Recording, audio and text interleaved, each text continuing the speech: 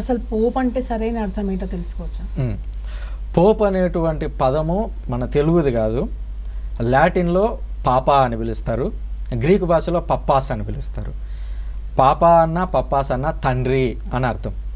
6వ శతాబ్దం వరకు ప్రతి బిషప్ని పోప్ అని పిలిచేవారు.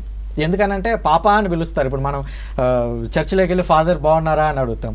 ఈ ఫాదర్ అనేటువంటి వర్డ్ ఎంత కామనో ఆ లాటిన్లో గ్రీకులో పప్పా అనేటువంటి వర్డ్ అంత కామన్.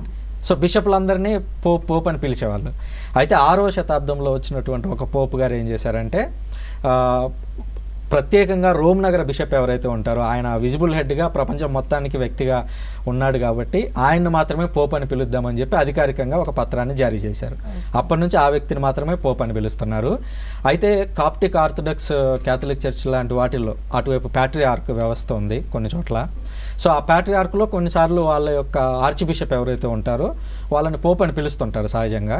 కానీ మీడియా పరిభాషలో లేదా ప్రపంచం దృష్టిలో పోప్ అంటే ఒక్క వ్యక్తి మాత్రమే ఉంటారు.